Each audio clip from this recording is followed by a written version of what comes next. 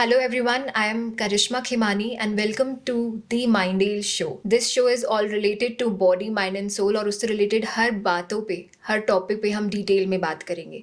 Be it your fitness, be it spirituality, be it anything related to your emotions or your thoughts. So stay tuned and do not forget to subscribe.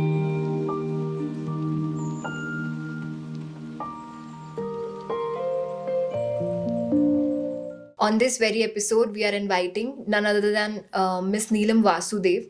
She is a very famous entrepreneur. She's running her salon chains in Bhopal and Jaipur and Indore as well. And she is an astrologer. But बहुत कम लोगों को पता है कि she is also a doctor, a naturopathic doctor. इस episode में हम detail में बात करने वाले हैं कि कैसे मिडिल एज वुमेन को क्राइसिस होते हैं, कैसे वो एक इंडिपेंडेंट लाइफ को अप्रोच कर सकती है. She is also a famous astrologer. तो हम जानेंगे एस्ट्रोलॉजी, न्यूमरोलॉजी और वास्तु हमारी लाइफ में कैसे रिलेटेड है, कैसे कर्मा को अप्रोच किया जाए, कैसे मैनिफेस्टेशन को अप्रोच किया जाए, और हम बात करेंगे रिलेशनशिप्स और कुछ पेरेंटिंग टिप्स पर भी. So stay tuned. Welcome ma'am, welcome to this episode. Thank you so much for coming. Please हमारे व्यूअर्स को बताइए who is Neelam Vasudev and where was this journey all started. First of all thank you Karishma for inviting me for your show. मैं अपने बारे में बताना अगर शुरू करूँ तो नीलम Vasudev is a name which has a prefix with my father, Mr. Vasudev. क्योंकि मेरे फादर शुरू से ही साइंटिस्ट बिहेवियर में थे. Then he was a good entrepreneur also, और ज्योतिषी में तो उन्होंने बहुत अच्छा नाम कमाया. और क्योंकि मुझे भी अल्टीमेटली इस फील्ड में आना था तो I used his name as my surname. तो जर्नी शुरू की करें तो अगर जन्म हुआ तो सिंधी फैमिली से बिलोंग करती हूँ. Father was the family man. He was मतलब फैमिली के सबसे बड़े ब्रदर थे वो, और उनको वो जो उपाधि मिली तो एज ए फादर ही मिली. सारे भाइयों में वो बहुत ज़्यादा रेस्पेक्टफुल थे. इवन घर में कोई भी काम होता था तो उनसे पूछे बिना कोई काम नहीं होता था. तो एक फील वो जो एक लीडरशिप वाली वो बचपन से ही देखी मैंने. फील किया कि नहीं कुछ तो है. तो वो प्रेरणा हमेशा साथ चली है. मेरे फादर हमेशा मेरी प्रेरणा रहे हैं. एंड अगर मैं अपनी स्टडी बैकग्राउंड का बोलूँगी तो बचपन से ही काफ़ी ज़्यादा टैलेंटेड बच्चा रहा हूँ मैं. एंड बाय गॉड ब्लिस ये रहा कि टैलेंटेड में मतलब ब्रदर्स एंड सिस्टर्स इतने टैलेंटेड नहीं थे. तो आप उस विश्वास नहीं करेंगे उस टाइम पे. That means in the age of मतलब आज से 40 साल या फिर 30 साल पहले मेरे फादर ने मुझे 6,000 रुपये खर्च करके भी ट्यूशन्स पढ़ाए. तो I was suppose to become a doctor, but कुछ फाइनेंशियल क्राइसिस फादर को आ गए. तो वो जर्नी तो वहाँ एंड हो गई. नहीं कर पाई मैं, एज ए डॉक्टर नहीं आ पाई. एंड देन बहुत जल्दी छोटी उम्र में मेरी शादी हो गई. शादी करके मैं आई मध्य प्रदेश में, भोपाल शहर में, झीलों की नगरी में. एंड फैमिली यहाँ भी बहुत बढ़िया थी, बहुत अच्छी फैमिली थी. We were in joint family. पर एक जो अंदर का वो लीडरशिप का कीड़ा जिसको बोलूँगी मैं, वो हमेशा रहा. एंड गॉड ग्रेस ये था कि हर फील्ड में, चाहे वो स्टडी टाइम पे था, चाहे फादर को फाइनेंशियल क्राइसिस आए, उस टाइम भी घर में कुछ इश्यूज हुए तो father took a lot of help from me. इन क्योंकि वो आउट ऑफ भोपाल जयपुर थे तो उनको कुछ कामों में दिक्कतें आ रही थी. तो I was only age of 15 और 16, बट मैंने एक बड़े बेटे का फर्ज निभाया उस टाइम. तो वो लीडरशिप क्वालिटी बचपन में ही मेरे फादर को दिखी थी. बट क्योंकि उनको फाइनेंशियल क्राइसिस आए तो उनको नहीं चाह के भी उनको लगा कि एक बच्चे की शादी पहले हो जाए, क्योंकि फंड्स को लेकर के चिंतित थे वो. तो शादी हो गई. फिर जो जॉइंट फैमिली थी वहाँ पे भी मतलब शादी होते ही विद इन 1.5 ईयर मेरे को बच्चे हो गए. दैट मीन्स डॉटर हो गई. फिर 1 साल के अंदर बेटा हो गया. तो वो फैमिली लाइफ तो बहुत जल्दी मैंने कंप्लीट करी. बट क्योंकि एक ज़ील थी कि कुछ करना है लाइफ में, कुछ करना है, तो आई बस सब क्योंकि टाइम काफ़ी था, बच्चों भी स्कूल जाने लगे थे, तो मुझे लगा मुझे कुछ करना है. क्योंकि दिन भर घर में बैठ के मुझे लगता था कि this is not Neelam Vasudev is born for. तो मेरा ज़िद हुआ कि मुझे कुछ करना है. बट मेरे हस्बैंड वो नहीं चाहते थे कि मैं एज ए जॉब में या फिर बिजनेस में आऊँ, क्योंकि ही हैज़ प्लान कि मैं एक हाउसवाइफ घर में लाया हूँ. तो वहाँ थोड़े से टकराव शुरू हुए और मेरा ज़िद रहा. देन मेरे फादर से बात की गई कि शी इज़ फोर्सिंग. पापा को मनवा के बहुत मुश्किल से रेडी हुए, then I started with the naturopathy course and that was a diploma course जो कि मुझे फिर एक डॉक्टर फील्ड में लेके आ गया। तो I was very much lucky कि भले ही डॉक्टर अपने नाम के आगे नहीं लिख पाई, but I completed as a doctorship journey. Then अगर बात करूँ तो क्योंकि अब वो जॉब वाला पार्ट आ गया, क्योंकि इंटर्नशिप्स पे जाना था, काम पे बाहर जाना था, तो जॉइंट फैमिली में everybody was not liking it, तो घर से दिक्कतें आने लगी। बट मेरा जिद मेरे सिर पे हावी था कि आई एम डूइंग वेरी वेल, घर पे आके घर का काम भी देख रही हूँ, फिर टाइमली अपने कोर्सेज भी कर रही हूँ, देन गोइंग फॉर इंटर्नशिप्स, बच्चों का भी अच्छे से ध्यान रख रही हूँ। और ईश्वर की मेहरबानियाँ इतनी अच्छी रहीं कि दोनों बच्चे मुझे बहुत टैलेंटेड मिले और काफ़ी टाइम मैंने अपने बच्चों को दिया। आई स्टार्टेड माई जर्नी जब मेरे बच्चे was at is teens age cover कर चुके थे, उसके बाद मैंने अपनी करियर की जर्नी शुरू करी। तो they were also experts in their studies, वो मेरे को पता है ईश्वर की मेहरबानियाँ ही रही हैं। And full time I have help them कि उनको हर संस्कार डालूँ, हर ट्रेडिशन मैंने पूरा सिखाया है। इवन पढ़ाई में भी बहुत अच्छे रहे दोनों बच्चे मेरे, एक साइंस फील्ड से रहे, डॉटर मेरी साइंस फील्ड से रही, बेटा कॉमर्स फील्ड से रहा। तो थोड़ी सी जेलसी वाली चीज़ आने लगी थी फैमिली में, तो अल्टीमेटली ये हुआ कि फैमिली न्यूक्लियर फैमिली में कन्वर्ट हुई। बट अगेन पता नहीं क्यों मेरा ज़िद वही था कि मुझे कुछ करना ही है, एंड मैंने जैसे तैसे सबको मनाया एंड एक अपना एक सैलून एंड फिटनेस क्लब शुरू किया। एंड टचवुड ये रहा कि it was on a rental property, पर मुझे पहले दिन से जेब से कुछ रेंट नहीं भरना पड़ा। That means I earn from the very first month. That's wonderful. तो उसमें भी ठीक रहा, पर क्योंकि जो एक पैसे की दौड़ है वो बहुत बड़ी दौड़ होती है। कहते हैं पैसा सब कुछ नहीं होता, पर सब कुछ नहीं तो बहुत कुछ तो होता है। तो बस वो पैसे कमाने की इच्छा, नाम कमाने की इच्छा काफ़ी आगे लेके गई मुझे। इस बीच में ये रहा कि क्योंकि घर का जो माहौल था, फैमिली ट्रेडिशनल थी, तो सुबह जल्दी निकल जाना, क्योंकि जिम था, तो I was a yoga teacher also, तो सुबह मुझे 5 बजे से निकलना पड़ता था। और रात में भी क्योंकि सैलून था तो 7 से 8 बजे जाते थे। तो धीरे धीरे फैमिली में थोड़ी सी खटास आने लगी, because I was not giving time to my family. हालांकि बच्चों के साथ मेरा टाइप ख़त्म नहीं हुआ, क्योंकि as soon as they completed with their studies, day time में they used to reach my venue जहाँ मेरा बिजनेस था, बच्चे वहाँ आ जाते थे। बट कहीं ना कहीं हस्बैंड को शायद मैं टाइम नहीं दे पा रही थी, या फिर एक मेल ईगो भी दिखने लगा कि ही वॉज नॉट लाइकिंग कि why I am going more towards business, और फैमिली मैन बन के क्यों नहीं रह रही हूँ मैं। तो वहाँ थोड़े थोड़े एक कम्युनिकेशन गैप्स आने लगे, एंड लास्टली डिसीजन हुआ कि we should separate. And again इसमें भगवान की इच्छा रही कि बच्चे मुझे ही मुझे उनकी कस्टडी मिली, and lastly we shifted to a new house. Then I was in need of money, पर उस टाइम मुझे मेरे पापा याद आए, बट माई फादर सेड कि no, I have never allowed you to do business.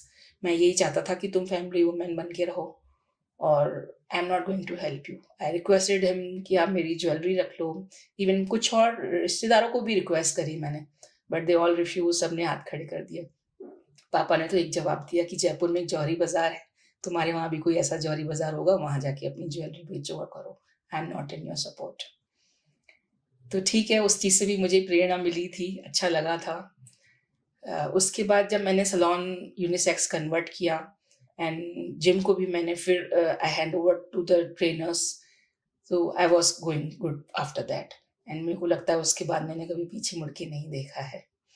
And फिर स्लोली जब अच्छी अर्निंग होने लगी, एंड पापा तो पापा ही हैं, मम्मी तो मम्मी हैं, तो स्लोली वापस से टाइप्स हुए, उनसे मिलना जुलना हुआ। कुछ टाइम के लिए सब ख़त्म हो गया था, बट स्लोली जैसे उन लोग को लगा कि आई एम ग्रोइंग, एंड फिर फैमिली मैरिजेस में, फंक्शंस में मुलाकात हुई। फिर जब पापा ने बात करी मुझसे, तो that was a great day for me. And मैंने अपने नेचुरोपैथी के जब अपने सर्टिफिकेट्स दिखाए जो मैंने एग्ज़ाम्स दिए थे, एंड मुझे याद है कि ऐसा कोई सब्जेक्ट नहीं था जिसमें मुझे 90 से कम मार्क्स आए हों। तो he was the only person who was feeling proud for me, और कह रहे थे कि मेरी बेटी को भीड़ से हट के रहना पसंद है, भीड़ में रहना पसंद नहीं है। और इस बीच में मुझे एक बात याद आती है कि जब I was starting with my salon and business में आना था, तो I asked him, requested him, तो वो कहने लगे क्या करना है तुम्हें, राष्ट्रपति बनना है क्या? तो आई सेड नहीं पापा, राष्ट्रपति नहीं तो कुछ तो बनना है। Sorry, I am getting emotional. उसके बाद I started with some other branches, एक क्योंकि अच्छा बिजनेस चल रहा था, तो and I had a good team of managers and it was, मतलब मेरा गोल्डन पीरियड था वो। तो लगा कि अब एक ब्रांच क्यों, क्योंकि ये दौड़ पैसों की है, अंधी दौड़ होती है, रुकती नहीं है। हालांकि पैसे के बिना भी लाइफ में कोई हमें पहचान नहीं देता। आज वही फैमिली जो पहले नाराज थी, जब मुझे ग्रोथ में देखा, अर्निंग्स में देखा, तो definitely they came back to me. तो अल्टीमेटली पैसा तो था कि हाँ हमें और कमाना है। इवन बच्चों के लिए भी बहुत ख्वाहिशें थी, तो वो एक लालच कि नहीं अब मुझे इतना करना है कि मुड़ के नहीं देखना है। इवन मेरे बच्चे भी पैसे खर्च करने वक्त गिने नहीं। तो luckily God help me for that and I was able to reach that place. फिर एक फेज़ आया जब क्योंकि भोपाल शहर में I was on top in business. In salon, I got a good name. Then I started with the spa also. And spa is a business जो कि बहुत प्रिवेलिंग है एंड अर्निंग के लिए बहुत अच्छा बिजनेस है। तो ज़्यादा टाइम नहीं लगा मुझे ग्रोथ में, एंड क्योंकि मेरे पास अभी ऐसा कुछ अर्निंग्स ज़्यादा थी, खर्चे कम थे, तो लगा कि नहीं एक और ब्रांच खोल लें। तो वहाँ कॉम्पिटिटर्स में फिर एक जेलसी आई और मुझे नीचे करने के लिए काफ़ी कॉम्पिटिटर्स ने मिल करके they just plan for a case on me. तो स्पा को लेकर के बहुत र्यूमर्स हुए और चीज़ें बिगड़ी भी। Even I have to sell a lot of my accessories and my properties to get rid of it, और सॉल्व भी हुआ क्योंकि वहाँ मैं गलत थी ही नहीं। एंड बट क्योंकि बीइंग अ लेडी तो मुझे लगा कि हमेशा मुझे अगेंस्ट तो मिला है कॉम्पिटिशन्स में, तो वो एक जेलसी का पार्ट बना कॉम्पिटिटर्स के लिए। तो कभी ना कभी वो लोग बस हमेशा कोशिश में रहे कि कैसे मुझे डाउन लाएं। स्लोली फिर ठीक है, हुए कुछ एक दो केसेस भी हुए मुझ पे, but I am out of it क्योंकि सॉल्व हुए वो and I was the winner. फिर ये चीज़ हुई कि उसके बाद भी दिक्कतें आती रहीं, और क्योंकि कॉम्पिटिटर्स, फिर मैंने इंदौर में भी शिफ्ट किया अपना बिजनेस, तो वहाँ फिर कॉम्पिटिटर्स, वहाँ भी दिक्कतें आई। तो अल्टीमेटली आई डिसाइडेड कि आई शुड नाउ इस बिज़नेस से बाहर आना चाहिए, क्योंकि ये बिज़नेस ऐसा है कि spa name is a wellness industry, जो कि आने वाले टाइम की 200 करोड़ की इंडस्ट्री है। एंड मुझे पता है they are going to give a lot of earnings to everybody जो इस बिज़नेस में है। पर जहाँ एक इसमें लूप होल है, वहाँ लाइसेंसेस तो हालांकि हैं, बट लॉ बन के अभी सुप्रीम कोर्ट की तरफ से नहीं आया है। जिस दिन वो आ जाएगा तो it will be a definitely a business which is going to be the tycoon business for every city of India. काफ़ी जगहों पे अच्छा भी चल रहा है। If I talk about Mumbai, if I talk about Gujarat, वहाँ अच्छा चल रहा है। एंड मुझे क्या लगता है, इस बिज़नेस को आगे जाके हमें आयुर्वेदिक टर्न देते हुए और डॉक्टर्स टर्न देते हुए उसको वाकई उसके जो फ़ायदे हैं लोगों तक पहुंचाने चाहिए। Because my father was astrologer, तो बचपन से तो एस्ट्रोलॉजी में बहुत मन था, एंड पापा ने भी डे टू डे सिखाया भी, पर एज ए प्रोफेशन कभी नहीं सोचा था उसको लेके आऊँगी। एज ए पैशन बहुत था मुझे कि, एंड इवन मेरे फैमिली मेम्बर्स में बचपन से ही I was to tell them about their horoscopes. फिर मैंने प्रॉपर एक अपने मेंटोर्स से कोर्स किया है, एस्ट्रोलॉजी सीखी है, पापा का ज्ञान तो था ही साथ में, पाराशरी किया हुआ था मैंने। Then I learned numerology, then I have learn Vedic also, and अब मैं केपी भी सीखा है। तो टोटली आई एम ट्राइंग कि अब मैं इस फील्ड में आगे आऊँ, कोशिश की है, शुरू कर दिया है। एंड टचवुड मेरी डॉटर भी इसमें आगे है, and she is also by birth very much spiritual and religious. She has also learned a lot of occult courses and she is doing it as a profession. तो अब मैं जो बोलूँगी तो बस अब जो चाह रही हूँ मैं कि we should start with a journey जो कि हमें स्पिरिचुअल ग्रोथ दे, and I get name in my occult field also. By the side I am running my salon, जो मेरी डॉटर के नाम से ही मैं रन कर रही हूँ, and it is going very well. I am running 3 branches of it. 2 are in Bhopal and 1 is in Indore. Wonderful. So to the viewers, I would like to tell that you are a doctor as a naturopathy doctor. Yeah. You are also an entrepreneur who is running number of chains of salon. Yeah. And now you have started your own channel by name of Neelam Vasudev. Yeah. And anyone, I would like to just subscribe it. The name is on the description below. So after that, what आपकी अब क्या journey है आगे, आप क्या desires रखते हैं? और इसके साथ साथ मैं व्यूअर्स की तरफ से और भी क्वेश्चंस आपसे पूछना चाहूँगी कि इस एज इन डे में for like the middle age women जो आप हैं, being a single mother, being a single parent, आपने एक एंटरप्रेन्योरशिप की journey from the scratch start करी है. So what are the tips and tricks for that? इसमें मैं ये कहना चाहूँगी कि वुमेन होना is a blessing, not a curse. इसको अगर हम ध्यान में रखेंगे ना, तो बचपन से एक प्रोवर्ब हमेशा दिमाग में रहा है, कोमल है कमज़ोर नहीं, शक्ति का नाम ही नारी है, जग को जीवन देने वाली मौत भी तुझसे हारी है. बस ये प्रोवर्ब जो है मुझे हमेशा ताकत देता है, और ये प्रोवर्ब मैं कहूँगी each and every girl and a woman should follow.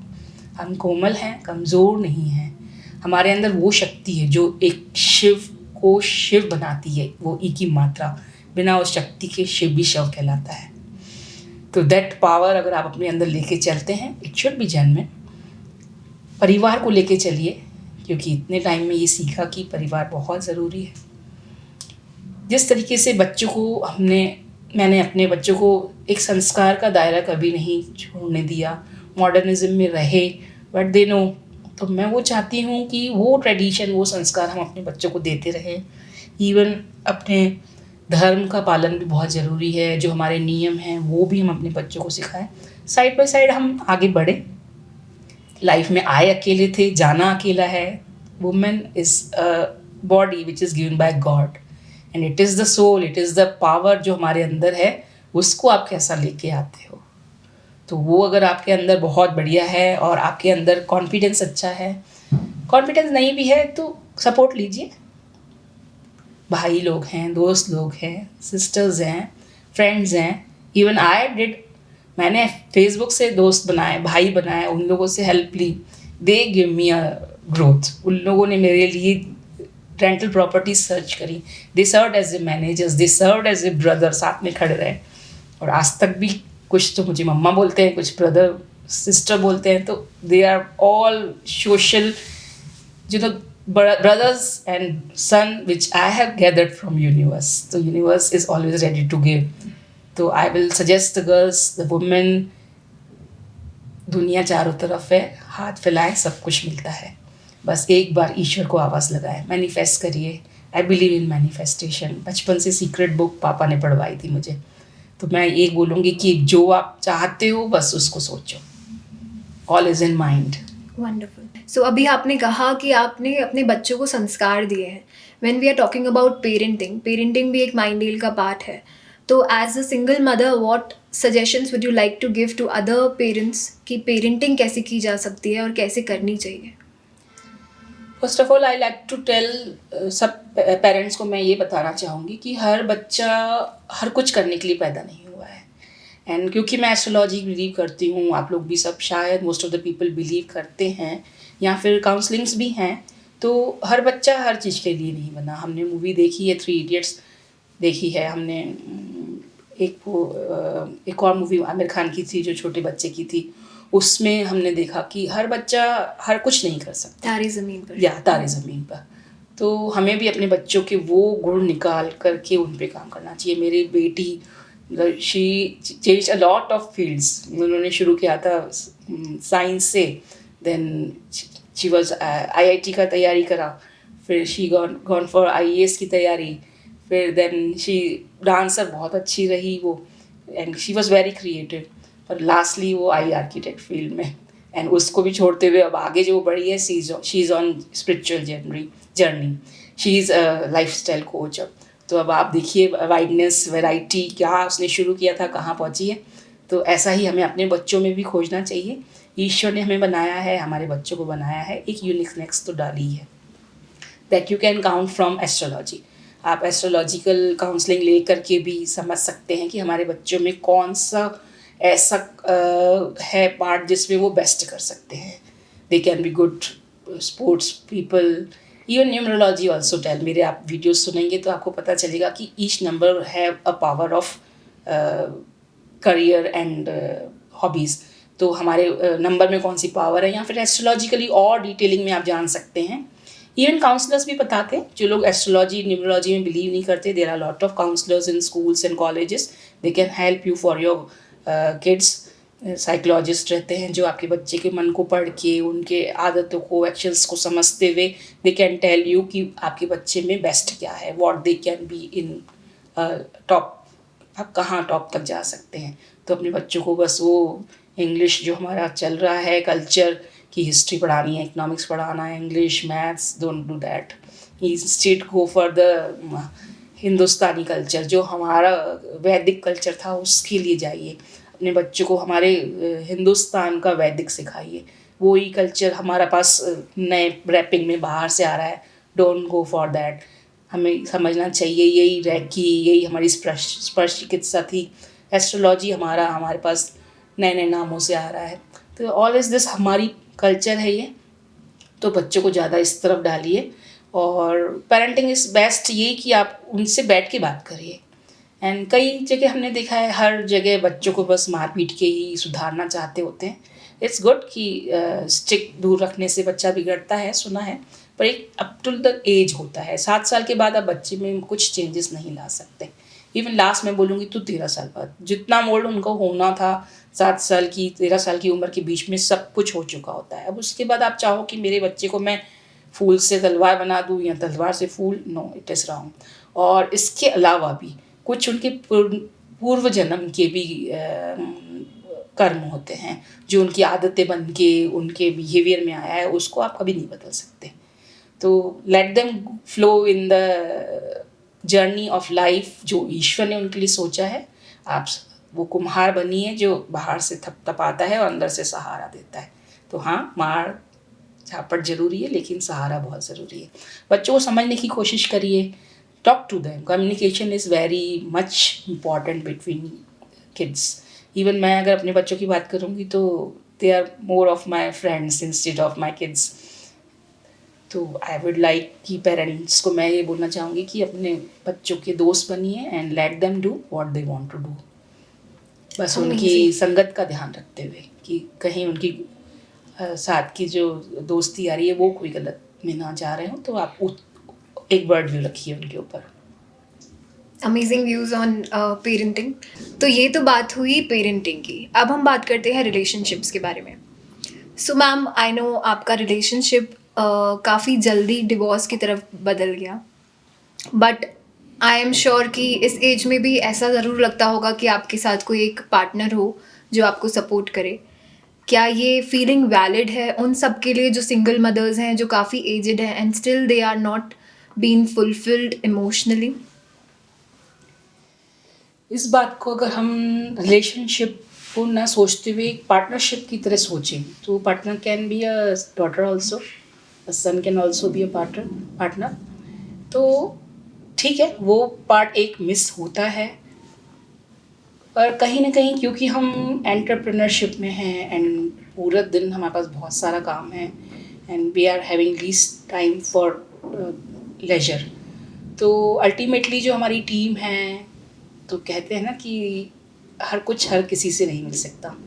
तो दोस्त बनाओ ऐसे जो कोई आपका कोई कॉफ़ी पार्टनर हो, कोई आपका बुक पार्टनर हो, कोई आपका थॉट्स पार्टनर हो, कोई डांस पार्टनर हो, कोई पार्टी पार्टनर हो. तो ये छोटे छोटे पॉकेट्स फुलफिल हो ही जाते हैं.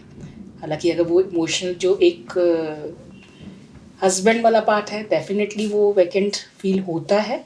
बट क्योंकि वो बहुत छोटा टाइम है और क्योंकि एक एज ऐसी भी हम आ चुके हैं, मैं आ चुकी हूँ, तो वहाँ फुलफिलिंग अब उतनी नीड नहीं लगती है क्योंकि बच्चे हैं, उनके साथ बैठे हैं, इमोशंस वहाँ भी पूरे हो रहे हैं. सोशलिज्म में तो I have a lot of friends and शायद सुबह से निकलूँ तो रात भर भी इतना टाइम नहीं बचता कि आके इस वैकेंट पार्ट के बारे में सोच पाऊँ. तो इट्स ओके. तो इट्स लाइक कि एक चावल के बर्तन में एक छोटा सा दाना, तो इट्स ओके। बाकी ये है कि हम अगर वैसे मैं अगर किसी को सजेशन दूँ फॉर रिलेशनशिप्स, तो आई विल ट्राई टू से कि प्लीज़ एडजस्ट करना सीखें, ट्राई टू अंडरस्टैंड द सामने वाला। होता क्या है कि मैं अगर बोलूँगी, जैसे तो आपने आप बोला, क्या बोलना चाहेंगे कि जैसे पार्टनर उन लोगों के लिए जो अभी मैरिज की तरफ बढ़ रहे हैं, लव मैरिज और arrange marriage, how to test your partner, how to choose your partner, and क्या शादी इतनी ज़रूरी है किसी लड़की के लिए? शादी अगर हम इंडियन कल्चर में बोलें तो यस, क्योंकि गर्ल्स को उस फ्रीडम से पाला नहीं गया है बचपन से। आउट ऑफ कंट्री हम अगर बात करेंगे तो वहाँ बच्चों को 17 साल पूरे होते ही, 18 साल पूरे होते ही they are just leaving their kids independent, freedom दे देते हैं, आप घूमो फिरो, ट्रैवलिंग पे जाओ। तो एक जो वो फुलफिलमेंट है, वो लोग वो उस पार्ट को निभाना सीख चुके हैं, फॉर स्पेशली फॉर गर्ल्स। पर इंडियन कल्चर में ये नहीं है। अभी यहाँ वही है, सुबह अकेले नहीं जाना है, रात को फ्रेंड के घर नहीं रुकना है, घर जल्दी आना है। तो वहाँ कहीं ना कहीं उसको हम बचपन से ही सिखा देते हैं कि you have to be dependent on your family, या फिर आपको एक पार्टनर की बहुत ज़रूरत है जो आपके साथ रहे। तो इंडियन कल्चर में वो चीज़ आना अभी बहुत समय लगेगा कि हम एक पार्टनर के बिना लाइफ निकाल सकें। तो आई विल सजेस्ट, मतलब अगर मैं सजेशन दूंगी तो I will say choose your partner, properly choose करिए, give time to it, partner होना ज़रूरी है। एंड बैड लक चांस अगर ऐसा होता है, पार्टनर्स नहीं रहते हैं साथ में या सेपरेशन हो जाता है, तो उसको भी एक लाइफ कल्चर लीजिए कि ठीक है, एक पार्ट हमने निभाया है और लाइफ में और अलग तरीके से भी हम लाइफ में बढ़ सकते हैं। Make your kids your partner, your emotional partner, your social partner. Then मैंने जैसे कहा कि हर पॉकेट का अलग नोट होता है, तो make different different friends in a form of brother, in a form of बेटा। अगर एल्डर्स हैं तो उनको भी अपने एक रेस्पेक्टफुल पोजीशन देते हुए हम उनको भी फ्रेंड बना सकते हैं। तो इट्स नॉट लाइक दैट कि लाइफ इस चीज़ के बिना रुक जाएगी, बट क्योंकि इंडियन कल्चर कहता है कि we should try the laddoo, खाए खा के बसता है। तो I will suggest the girls and women कि हाँ, you should once try for that, you should not deny it. Wonderful, वो भी लाइफ का एक बहुत बड़ा पार्ट है, they should live that part. Amazing views ma'am. So हम एक और चीज़ आपसे ये जानना चाहेंगे कि आपकी ही एज की लेडीज़ या ऐसी लड़कियां जो लाइफ में एक एंटरप्रेन्योर बनना चाहती हैं, बट कहीं ना कहीं उनको अपनी फैमिली से वो सपोर्ट नहीं मिलता, या शायद वो स्किल्स या कैपेबिलिटीज़ में काफ़ी वीक फील करती हैं, उन सब के लिए आप क्या कहना चाहेंगे? फैमिली बैकग्राउंड अगर हेल्प नहीं कर रहा है, तो मैं तो ये कभी नहीं बोलूँगी कि फैमिली के अगेंस्ट जाइए, रोक के ज़िद करके फैमिली को मनाइए, क्योंकि फैमिली तो वो मैग्नेट है, आप कितने भी दूर जाओगे आखिर में तो जुड़ेगी ही। तो हो सकता है बीच में ब्रेकेज आएँ, टूटे फैमिली या सेपरेशंस हों या आपके खिलाफ खड़े हों, लेकिन अल्टीमेटली एक टाइम आएगा वो आपसे जुड़ेंगे। तो उनको मना के अगर हम कोई काम शुरू करते हैं, भले ही ज़िद से करें, बट उनको बिना बताए अपने मन में रख कर के या फिर कड़वा करके उनसे दूर होके जाके वो चीज़ करें, that will not be good idea. क्योंकि अल्टीमेटली सपोर्ट तो लगता ही है, चाहे वो फैमिली में फीमेल्स से चाहिए या फिर एक इमोशनल पार्ट मदर से मिलता है, बहनों से मिलता है, या फिर हमारे फादर ब्रदर्स या रिश्तेदार भी बहुत सारे होते हैं। तो अल्टीमेटली वहाँ से कट ऑफ करना is not a good idea. वो मैं कभी सजेस्ट नहीं करूँगी आप फैमिली को छोड़ते हुए अपने गोल की तरफ भागें, but try to convince them. और अल्टीमेटली उन्होंने आपको बर्थ दिया है, आप बचपन से उनके साथ रहे हों, तो कहीं ना कहीं आपका वो ज़िद उनके दिल को छुएगा और वो लोग आपके साथ खड़े रहेंगे। You will be able to do that. Wonderful ma'am, wonderful. आपका एक ऐसा वक्त बताइए मैम जो आपके लिए काफ़ी मुश्किल और काफ़ी वीक रहा है, जिससे आपने निकल के कुछ नया सीखा हो। अगर मैं बात करूं हेल्थ को लेके, तो I was in age of 13, तो मुझे अस्थमा का अटैक था। बट फैमिली भी शायद उतना अक्वेंटेड नहीं थी या मुझे उन्होंने उतना नहीं बताया। तो मुझे ये समझ में आया कि it was a seasonal stroke of cough and cold, और ये मुझे हर सीज़न में रहता था। And within the age of 19 I was engage, and 20 साल में मेरी शादी हो गई थी। एंड फर्स्ट इवेंट हमारे घर में बैड इवेंट ये हुआ कि my great mother in law she expired, तो वहाँ वो हवन पूजा जो होते हैं, आई वॉज प्रेग्नेंट ऑल्सो, तो उस टाइम जो मुझे एक बहुत बड़ा स्ट्रोक आया था, फॉर मतलब अटैक बोलेंगे उसको, अस्थमा का। एंड आई वॉज एस्टोनिश्ड कि वो डिक्लेयर्ड हुआ अस्थमा है। एंड उसकी वजह से मुझे फैमिली में बिल्कुल ऐसा बताया गया कि मतलब बीमार बहू मिली है, ऐसा बहुत, मतलब वो मेरे फादर मदर्स को भी सुनना पड़ा था, मदर को भी सुनना पड़ा था।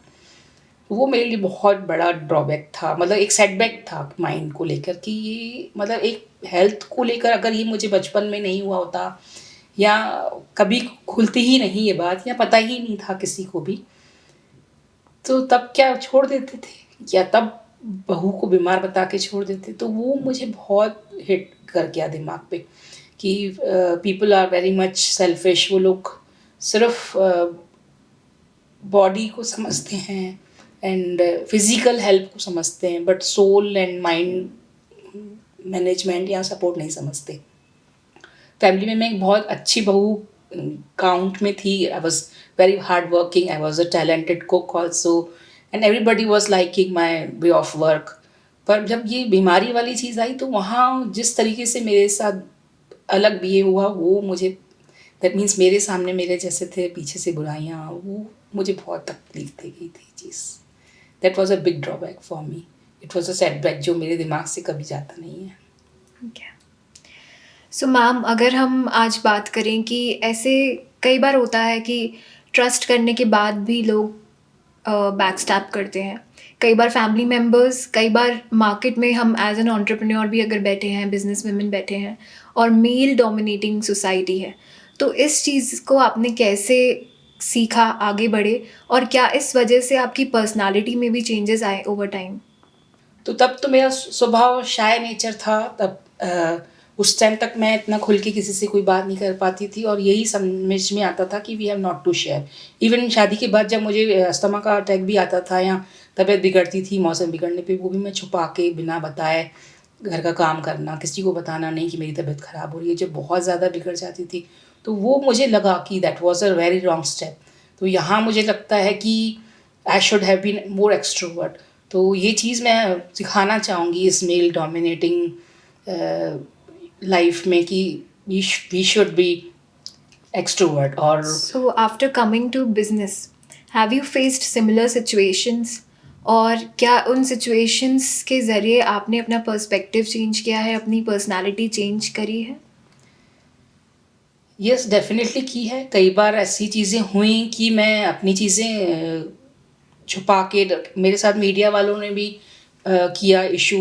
इवन न्यूज़पेपर में एडवर्टाइजमेंट्स में, प्लस इन्वेस्टिंग में कई बार मैंने पैसों का लेकर धोखा खाया है। लोगों ने ब्रीच ऑफ ट्रस्ट किया है। पहले बहुत चुप रही, नहीं बताया किसी को, अ, अकेले बैठ के रो लिया, दोस्तों से शेयर कर लिया, लेकिन अगेंस्ट नहीं खड़ी हुई कि नहीं, मैं नहीं जीत पाऊँगी। पर स्लोली देखा कि मेल डोमिनेटिंग दुनिया है, तो यहाँ तो अगर आपको जीतना है तो सर्वाइवल ऑफ फिटेस्ट ही है।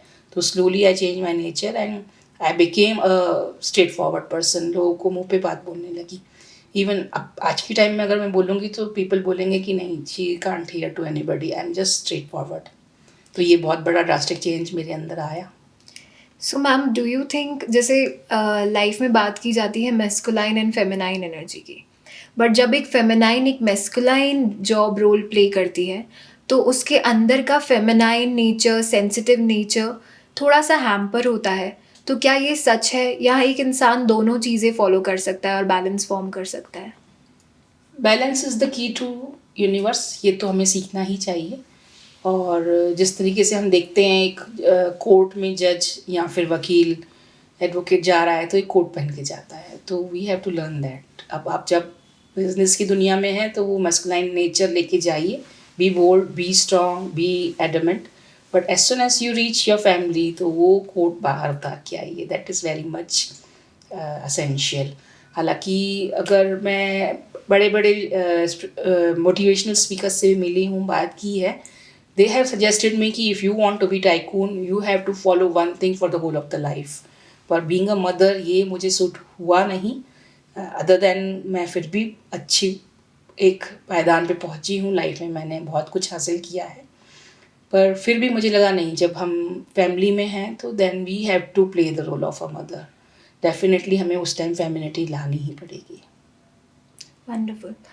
सो मैम, अब ये बात हुई हमारे रिलेशनशिप्स एंड पेरेंटिंग की, बट कहीं ना कहीं मटेरियलिस्टिक से हटते हुए या गुजरते हुए हम पहुँचते हैं स्पिरिचुअलिज्म में। और एक एज या एक ऐसा टाइम आता ही है जब हमें हर चीज़ से थोड़ा सा खुशी कम मिलने लगती है, मोह माया दूर होने लगती है। तो do you think there is a particular time for spiritualism, या बचपन से ही हमें ये एक बीज अपने अंदर डालना चाहिए? डेफिनेटली करिश्मा, मैं ये बताना चाहूँगी एक प्रोवर्ब के साथ कि हमने सुना है अति सर्वत्र वर्जते। तो इसका मतलब है कि in any field if we do excessive तो वो एक बोरिंग नेचर की तरफ ले जाता है हमें। तो नहीं चाहते हुए भी हम उस चीज़ से मन ख़त्म होने लगता है। तो we should make a balance.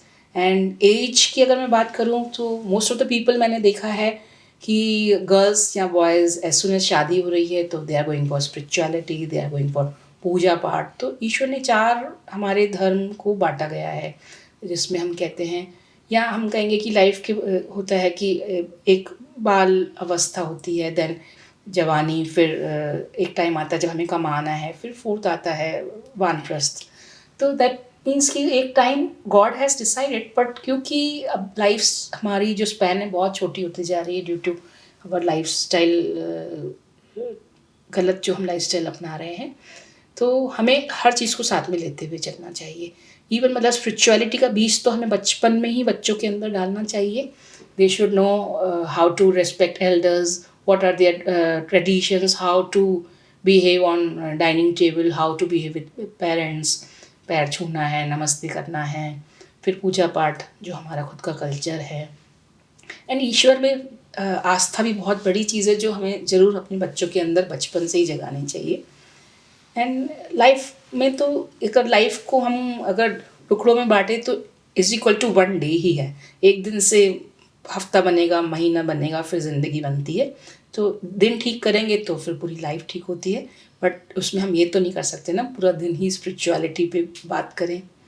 तो ठीक है, we should have a balance, but हमें ये ध्यान रखना चाहिए कि लाइफ स्पैन जो हमें ईश्वर ने उस टाइम रोल प्ले करने के लिए दिया है, तो हम अगर खाना भी बहुत ही स्पिरिचुअल वे में अपने बच्चों को खिला रहे हैं तो वो भी स्पिरिचुअलिटी में ही काउंट होता है। उसके लिए ज़रूरी नहीं है आप आसन बना करके ईश्वर के सामने बैठ के अगरबत्ती जलाएं या फिर पूजा पाठ में 2 घंटे लगाएं, 3 घंटे लगाएं। तो we have to understand this. Every work done with honesty is also counted as a punya. हमारा एक पुण्य में काउंट होता है या एक स्पिरिचुअल पार्ट होता है।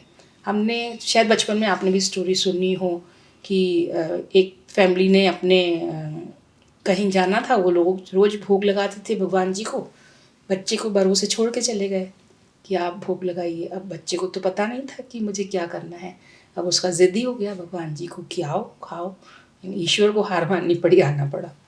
तो कहने का मतलब ये कि उतनी उसमें हर चीज़ में अगर हम पायसनेस रखते हैं तो ईश्वर तो पत्थर से भी निकल के आता है। तो हमने वो प्रेम अपने बच्चों को नहलाने में दिखाया, अपने बच्चों को पढ़ाने में वो ऑनेस्टी दिखाई, पूरा डेडिकेशन दिखाया, तो it is counted as a spiritual deed. तो आई विल लाइक टू से कि बैलेंस बनाइए उसमें भी। We should play all part. इसमें मैं सिर्फ बच्चों की बात नहीं करूँगी, लाइफ पार्टनर के लिए भी हमारे डेडिकेशन होते हैं, टाइम मैनेजमेंट उसके लिए भी ज़रूरी है। देन फैमिली अदर मेम्बर्स जो हैं हमारे पेरेंट्स हैं, we have to think about them also. तो बैलेंस इज़ मस्ट। तो स्पिरिचुअलिटी के लिए यही कहूँगी कि डे 1 से हमारे अंदर आती है तो लेके चलना है उसको। और एक समय आता है जब हमारे पास हमारी जिम्मेदारियाँ ख़त्म होती हैं, हमारे बच्चे बड़े होते हैं, then is the good time. इसके अलावा हम एक वीकेंड्स डिसाइड कर सकते हैं कि साल में 10 दिन हम लोग कुछ मेडिटेशन के लिए चले गए, या अपने आश्रम जो हमारे गुरुज़ हैं उनके पास चले जाएँ, पिलग्रिमेजेस चले जाएँ। तो we can have in that way हम लोग एक वीकेंड्स या एक टाइम स्पैन डिसाइड करते हुए कर सकते हैं, but we can fully indulge in it as rituals. Rightly said ma'am. अभी बीच में आपने मैम मैनिफेस्टेशन की बात की थी, और आप एस्ट्रोलॉजर भी हैं। तो मैनिफेस्टेशन और एस्ट्रोलॉजी कैसे हैंड इन हैंड जाती है, क्या हम इस बारे में समझ सकते हैं? देखिए, एस्ट्रोलॉजी इज़ लाइक एक पॉकेट आपको दिया गया है लाइफ में, एक वॉलेट मिला है जो कि डिसाइडेड है, यानी कि एक हमारा एक खाका लिखा गया है पहले से ही। अगेन मैं यही बोलूँगी कि एक प्रिस्क्रिप्शन बाय अ डॉक्टर, तो उसमें कुछ खाने डॉक्टर भी छोड़ता है कि ठीक है फ्रूट खाना है, तो ही इज़ नॉट डिसाइडिंग कि ये फ्रूट्स खाना है, he is not deciding exact diet, तो कुछ कुछ हमारे ऊपर भी छोड़ा होता है। देन अगेन मेडिसिन्स में भी हमें सब्स्टिट्यूट्स भी मिलते हैं, कभी सेम नेम से मेडिसिन नहीं मिल रही होती। यानी अगर सेकेंड हाउस की बात करें तो वो फैमिली भी बताता है, वो फूड आपका बताता है। Then it's tell about money also, it also tells about your accumulated wealth. तो इस तरीके से एक ही बॉक्स हमें 5 चीज़ें बता रहा है, तो we have to follow one. तो अगर हम सिक्स्थ हाउस की बात करें तो it is giving us seva, it is showing job, it is showing our 5 हमारे जो दुश्मन हैं, काम क्रोध लोभ मोह मत्सर छः, तो ये उस बॉक्स से दिखते हैं। तो अगर हमें एक चीज़ पानी है तो दूसरे को छोड़ना रहेगा। तो definitely if we are not able to get a good job we should start सेवा करना। तो एक्चुअली एक बॉक्स से हमें बहुत सारे वेरिएशंस ईश्वर ने उस एस्ट्रोलॉजिकल चार्ट से बताया हुआ है कि अगर हम ये करेंगे तो वो नहीं मिलेगा, ये होगा तो वो नहीं होगा। तो we are having a variety, मतलब एक चॉइस, जैसे हम एग्ज़ाम देते हैं ABC चॉइस रहती है, तो यहाँ पे भी ईच लाइफ का एक परसेप्शन जो है हमें चॉइस दे रहा है। फाइनली जो हम चूज़ कर रहे हैं that is in our hand. ईश्वर ने 2 रास्ते दिए हैं, 3 रास्ते दिए हैं, अब चूज़ हम कर रहे हैं, वो हमारे पास चॉइस है। That means we have the choice of karma. Decision ईश्वर के हाथ में है कि आपने ये रास्ता चुना, बट डिसीजन आपका था रोड चुनने का, but final result is in his hand. और दूसरी तरीके से अगर हम बात करेंगे तो प्लैनेट्स जो हैं are directly working on a memory of a cell. और कुछ जो हमारे कर्माज हैं जो हम पहले कर चुके हैं या जन्मों से करते आ रहे हैं, तो वो डीप एम्बेडेड मेमोरी है जिसको धोना, मतलब जितने सालों से जितने जन्मों से आप लेके आ रहे हो, तो it will take time to wash. उतना नहीं तो आधा टाइम या कुछ लंबा टाइम बोलेगा। और जो डे टू डे कर्माज है हमारे, वो डीप मेमोरीज में नहीं है, वो सुपरफिशियली हमारे सेल्स में काम कर रहे हैं। तो ultimately our action of thought, our action of work and emotional जो हमारा वर्किंग है, तो धीरे धीरे हमारी मेमोरीज में छाता है, हमारे सेल्स पे काम करता है। तो अगर हमने अपने मैनिफेस्टेशन में पॉजिटिविटी रखी और थॉटफुलनेस में हमने ऑनेस्टी रखी और सही चुन के रखा, तो definitely we will get that. और जो हमारी पुरानी मेमोरी जो सुपरफिशियल है वो बहुत जल्दी वॉश होती है, and we can replace with our karmas, whether it is through our thoughts, whether it is through our actions. तो डेफिनेटली मैनिफेस्टेशन काम करता है। और I am doing numerology, we have learn a lot of techniques जिसमें हम लोगों को बताते हैं manifestation way, to write something in circles, to write something in blue pen with pink pen, green pen, और उन लोगों ने सक्सेस पाई है। Even I have got a lot of manifested universe blessings मुझे मिली हैं। और नंबर ऑफ टाइम्स ऐसा हुआ है एस्ट्रोलॉजिकली मुझे डिक्लेयर कर दिया गया कि you are going to not going to win, you are not going to earn, you are going to be very much less in money. और कुछ कुछ टाइम ऐसे आए भी हैं लाइफ में, बट क्योंकि मेरी विल पावर और मैनिफेस्टेशन पे मुझे बहुत भरोसा रहा, तो मैं उससे ऊपर हूँ। I have overcome to that. Wonderful, ma'am. For the viewers, ma'am, I would like to start telling us about some of the astrological and numerological tricks and tips. और कैसे एस्ट्रोलॉजी, न्यूमरोलॉजी और वास्तु रिलेटेड है। ये field तो तीनों अलग अलग हैं, बट फिर भी इंटरलिंक्ड है। एस्ट्रोलॉजी अगर हम बात करेंगे तो it is dependable on planets. Again number is also frequency, जो कि डिनोटिंग द प्लैनेट्स ओनली। और वास्तु को अगर बोले हम तो एक ट्रेडिशनल वास्तु रहा जो कि ओनली एंड ओनली हाउसेस पे डिपेंडेबल था। लोगों ने ये चीज़ कहाँ रखे, ये दीवार ऊंची, ये फर्श नीचा, ये शुरुआत में, ये मेरे फादर से मैंने सीखा था बचपन में। That was traditional vastu. But advanced और रिसर्चेज हुई, उसमें ये समझ में आया कि again it is linked to your astrology. तो न्यू जो एस्ट्रोलॉजी और वास्तु का जो एक साथ में मर्जिंग है, that is astro vastu. If suppose आपकी कुंडली में मंगल कहाँ बैठा हुआ है, तो आप अपने पुराने घर में जहाँ आपका जन्म हुआ होगा देख लीजिएगा उस डायरेक्शन में ही आपका किचन रहा होगा। तो ultimately it is linked to our astrology again. हमारे हॉरोस्कोप से ही हमारा घर का नक्शा डिसाइडेड है। And we can change it. We can change the placements of elements, placements of things, activities in our house to change our destiny also. तो नीलम जी, आप ये कहना चाह रहे हैं कि वास्तु को यूज़ करके जब हम घर की चीज़ें इधर-उधर करते हैं, तो क्या हमारा एस्ट्रोलॉजी चार्ट भी चेंज हो जाता है? डेफिनेटली चेंज होता है। अगेन मैंने वही बताया आपको कि एक ही हाउस डिनोट करता है 5-6 एक्शंस को। तो उसी तरीके से जो हम प्लेसमेंट्स करते हैं अपने घर में, तो we are again taming our mind कि हाँ हमने ये चीज़ यहाँ रखी है। It's all about mindset. तो अल्टीमेटली हमारा माइंड की जो मेमोरी है उस तरफ इंडिकेट हो जाता है कि अब ये चीज़ यहाँ रखी गई है तो मुझे फ़ायदा तो ज़रूर मिलेगा। हालांकि उस पर एलिमेंट्स का एंड एक्टिविटीज़ का फ़र्क पड़ता ही है। तो it is the memory, it is the mindset. As soon as we tame it, it is like a dog. Mind is like a dog. आपने उसको बता दिया कि नहीं ये बोन आपकी है, इससे ये फ़ायदा मिलेगा, उसको जो नुकसान मिलेगा, तो धीरे धीरे माइंड उसी तरफ जाता है and we get the results. Wonderful. Ma'am, ये तो एस्ट्रोलॉजी और वास्तु की बात हुई है, यहाँ न्यूमरोलॉजी कैसा रोल प्ले करता है? Numerology is also a frequency. हम तो जानते हैं कि ये यूनिवर्स जो है नंबर्स से ही बनी है। जिस तरीके से नंबर एक फ्रीक्वेंसी है, जो हम आवाज़ अपने मुंह से निकालते हैं वो भी एक फ्रीक्वेंसी है। Sound, light, all is frequency. ऐसे ही नंबर्स की भी फ्रीक्वेंसी है। एज सुन या फिर नेम फ्रीक्वेंसी भी रहती है, जो हम अपना as soon as we talk, as soon as we come out with our speech, it is a wave which come out of our mouth. तो जो वेवलेंथ जाती है उसकी एक फ्रीक्वेंसी फॉर्म होती है, whether it is in form of mantras, whether it is numbers और whether it is a name of a person. तो मैं इसमें ये बोलूँगी कि नंबर्स वर्क अ लॉट। आपकी बर्थ डेट के साथ आप जो नंबर्स लेके पैदा हुए हो दैट इज़ डेस्टाइंड। पर as soon as we synchronise our name number, house number, mobile number with our name, with our birth date, definitely it will change your destiny. It can give you benefits also.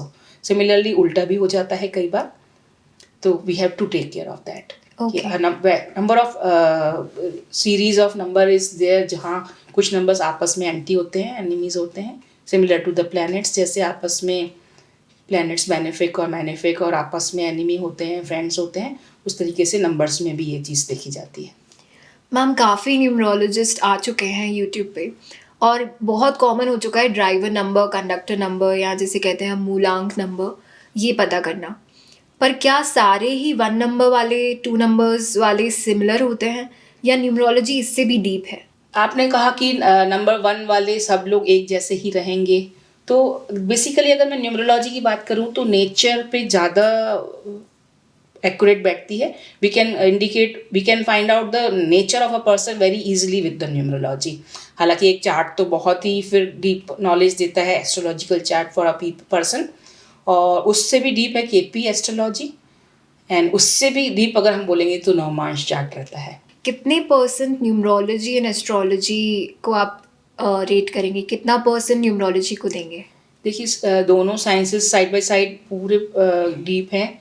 और अगर मैं deeply अगर numerology की बात करूं तो हम कहें कि कोई इंसान 1 तारीख को पैदा हुआ है तो कोई 10 को हुआ है, पर क्योंकि उसके साथ एक 0 लग गया तो उसकी फ्रीक्वेंसी अलग है। कोई 19 को पैदा हुआ है तो अगेन 1 और 9 के साथ है, वो तो एक नंबर सन का है, एक नंबर इट इज़ फॉर मंगल, तो अगेन वो 2 फ्रीक्वेंसीज के साथ चल रहा है। फिर आप बात करेंगे 30 तारीख, सॉरी ये 19 का हो गया, हाँ, और ये 3 ही होते ना, 28 तारीख भी 1 तारीख में काउंट होती है, बट अगेन वहाँ एक नंबर आ गया 8 नंबर जो कि हार्ड वर्किंग का है, और 2 नंबर इज़ फॉर इमोशंस। तो डेफिनेटली बहुत अलग चला जाएगा इनका फ्रीक्वेंसी, बिकॉज कहाँ तो सन, कहाँ इमोशंस, कहाँ सूर्य, कहाँ चंद्र। तो डेफिनेटली फ्रीक्वेंसीज हर एक स्टेप पे देखी जाएंगी। अगर हम बर्थ डेट की बात करें कि आप 1 तारीख जनवरी के पैदा हुए हैं तो again you are having 2 1s in your birth date. देन आगे भी कंप्लीट डेट देखते हैं तो हो सकता है 1 की जगह आपकी बर्थ डेट में 3 1 हो, तो it again gives different prediction. तो it's a okay, big so for the deal. Viewers, just for the clarity, आप ये कहना चाह रहे हैं कि जैसे एस्ट्रोलॉजी में कुंडली चार्ट बनता है, वैसे ही न्यूमरोलॉजी में भी एक कुंडली चार्ट बनता है, और डेफिनेटली। सारे ही नंबर्स की फ्रीक्वेंसीज एंड रेपिटेशंस चेक किए जाते हैं। हाँ जी, हमारे को क्योंकि लाइफ है, सारे पहलू लाइफ में चाहिए, तो हम कभी ये नहीं बोल सकते कि ये नंबर खराब है, ये अच्छा है। Every person need help of every number कहीं ना कहीं लाइफ में। तो every number is very good, no number is bad, no number is good. Equally important हैं सारे नंबर्स हमारे लाइफ में। और अगर हम फैमिली की बात करें तो नंबर 7 है, लग्जरी की बात करेंगे तो 6। डेफिनेटली 4 नंबर हमको अगर ऑर्गेनाइजेशन में जाना है तो उसकी बहुत हेल्प लगती है। देन गुरुज के फॉर्म में 3 नंबर है, 2 इज़ फॉर इमोशंस, लव, और इस तरीके से 5 number is for stability in your life. तो हर नंबर का बहुत बड़ा रोल है हमारी लाइफ में। एंड इट डिपेंड्स कि आपकी बर्थ डेट में वो कितनी बार आ रहा है और आपका लाइफस्टाइल कैसा है, वहाँ आप उसका प्रॉपर यूज़ ले पा रहे हो कि नहीं हो। देन अगेन कुछ नंबर मिसिंग होते हैं, तो उनका भी हमें देखना पड़ता है कि how they are not helping you with it, तो we have to do remedies for it, और you can use some bracelets and colours in your life to bring the frequency of that number. Okay, wonderful. Ma'am, मैंने आपके Insta पे देखा था कि you also do graphology. हाँ जी। So what is graphology for the viewers and how is that relatable to all this? अगर मैं इसमें ग्राफोलॉजी के लिए बात करूँगी तो we should start with the signature. तो हम जैसे कहते हैं कि हम क्या हैं, what is signature? Signature is me, कि मैं अपने आप को कैसा प्रेजेंट कर रही हूँ दुनिया के सामने, इज़ माई सिग्नेचर। कई लोगों को आपने देखा हुआ बहुत जल्दबाजी में सिग्नेचर्स करते हैं, तो उनको उसमें ये समझना चाहिए कि ये इंसान जल्दीबाजी में रहता है, अपनी लाइफ को टाइम ही नहीं दे रहा। तो डेफिनेटली सिग्नेचर इस को हमको टाइम देना चाहिए। एंड क्योंकि जो स्ट्रोक्स हैं, जो उसके स्लांट्स हैं, उसको ध्यान में रखना चाहिए, क्योंकि every stroke, every slant of signature या आपकी हैंड राइटिंग में आपके डे टू डे बिहेवियर को दिखाता है, आपके नेचर को दिखाता है।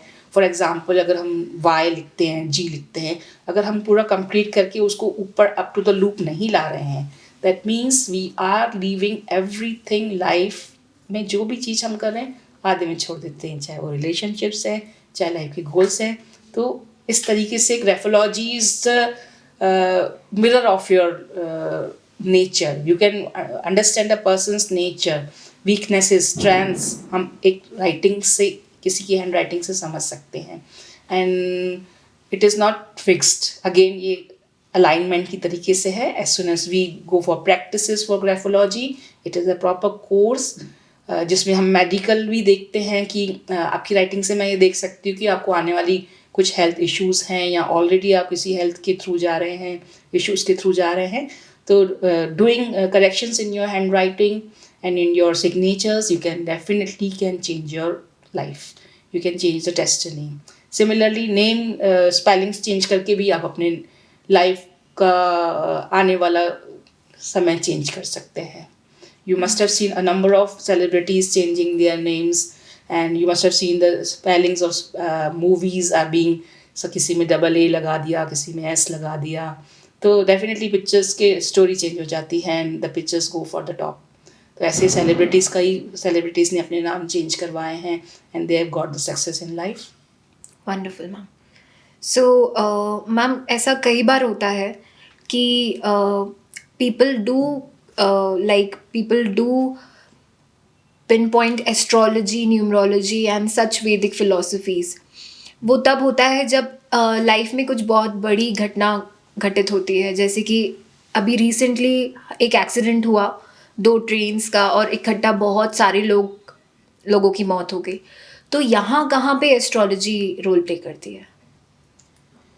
It is dependable on the karmas of a city also. एक पर्टिकुलर एक इंसान का कर्मा नहीं होता है, और हम किसी एक एनवायरनमेंट में रह रहे हैं। सपोज़ हम अगर भोपाल की बात करें तो हमने देखा गैस कांड हुआ था जिसमें लाखों लोग मारे गए। तो it is a karma of a city, it is a karma of a country. तो it depend on the horoscope of the country also.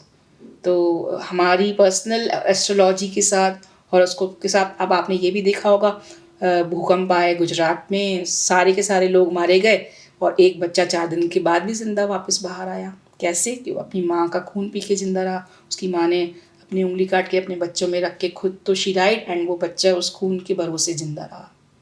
तो दैट वाज़ हिज डेस्टिनी कि वो बाहर आया। पर क्योंकि वहाँ हज़ारों लाखों लोग और चले गए, तो अगेन इट इज़ एक साथ का कर्मा बोलेंगे कि उस सिटी का कर्मा है, उस कंट्री का कर्मा है। Wonderful, rightly said ma'am. इसके साथ साथ आप कुछ और ऐड ऑन करना चाहेंगे आज के व्यूअर्स के लिए? For the person who are viewing my channel, मैं ये बोलूँगी कि लाइफ को पॉजिटिव लीजिए। Astrology, numerology are the keys, are the आपके लिए एक वो हथियार हैं जिससे आप अपनी लाइफ को और अच्छा कर सकते हैं। You can take them as torch. Astrology को मैं टॉर्च बोलूँगी। आपको आज बता दिया गया है कि आपका आज समय अच्छा नहीं रहेगा, तो definitely we can choose some other works जो कि हम ज़्यादा भागा दौड़ी करे बिना कर सकते हैं। या आज हमने बहुत दिनों से अपनी अलमारी नहीं क्लीन करी, don't go for a work, complete with your homeworks. तो इस तरीके से हमें मैनेज करना सिखाती है astrology, numerology. Take them as a torch, उसको एक रोड़ा बना के अपनी लाइफ में मत लीजिए। Definitely astrology and numerology are always helping you with growth. तो उसमें कुछ रेमेडीज़ रहते हैं, कुछ आप अपने names correction, then signatures corrections, ये सब करके उसका फ़ायदा उठा सकते हैं। You can get achievements in your life. Second, lastly मैं अगर बोलूँगी तो लाइफ को ऐसा छोड़ के जाइए कि पीछे से आपको याद करें लोग। तो आखिरी शब्द मेरे ये हैं, विचार लो कि मृत्यु हो, न मृत्यु से डरो कभी, मरो परंतु यूँ मरो कि याद तो करें सभी। Thank you to all. Wonderful, wonderful, ma'am. Thank you so much for coming on this show, ma'am. Thank you so much.